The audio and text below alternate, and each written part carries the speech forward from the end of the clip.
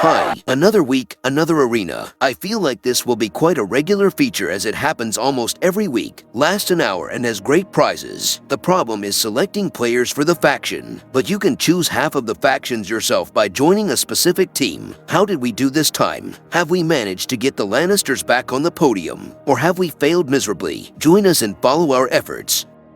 As team leader, I had given quick orders hours earlier. The plan was extremely simple: beat everything that moves until it stops moving. As the main damage dealer, I was responsible for organizing raids. One of my team members was also given the responsible task of taking over and guarding our clan castle. The remaining 3 were tasked with supporting and retaking other buildings. The plan was simple. In my mind, all the gears were turning as they should. Unfortunately, what we want does not always come to us in the form we dreamed of.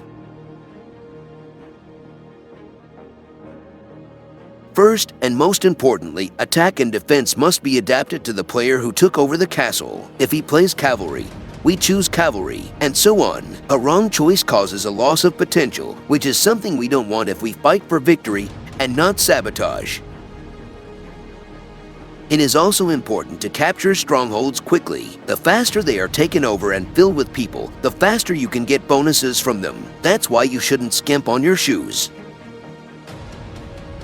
Another important thing is not to waste the army. It is easier to recapture buildings than to fight the rest of the army while holding several different buildings. In the case of strongholds, until the clan castle is lost, the only aggressor can be an army sent from the glorious city, so you can safely leave them after taking over.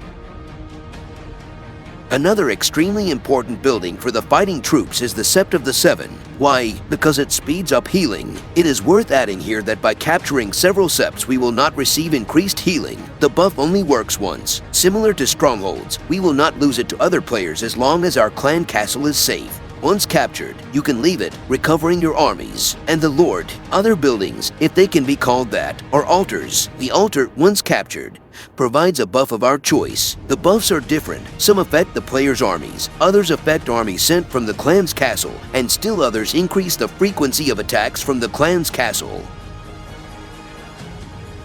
The Dragon Lair and the Mercenary Camp are very valuable buildings. Capturing them adds a dragon and a marching animation to attacks made from the clan castle, which translates into quite a significant buff. All factions will fight for these buildings, as there are 3 lairs and 3 camps, while there are 6 factions. They are also solid defensively, so using raids to capture is highly recommended. While we're on the topic of fights, you can always let someone in first and enter right behind them. Earlier I mentioned releasing an army after a raid. In the case of the army itself, it may not be such a big problem, but the Lord is always worth getting back. It's not a job without a Lord.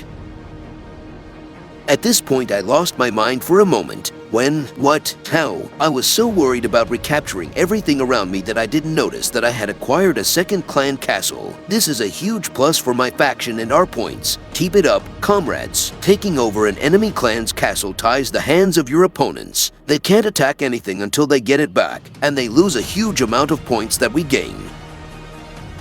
Earlier we stole the building, now they are trying to steal it from us. Your misfortune. The horseman of the apocalypse gallops on a white horse, and his name is Terror. Once we have fun, that's it. Sometimes it's worth taking a risk and going to meet your destiny yourself, especially if you are destined to win. Alright, I exaggerated a bit with these victories. Despite good intentions, the raid on the City of Glory ended with him returning defeated. The upside is that no one has succeeded. There was a shortage of spearmen, and filling the raid with archers was not my smartest idea.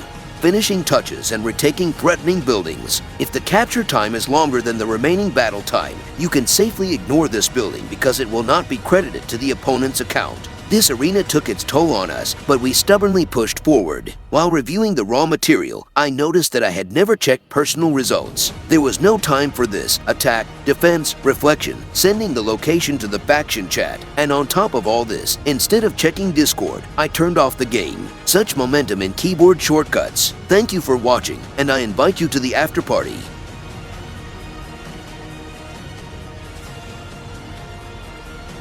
You're probably wondering where the subtitle of the film comes from.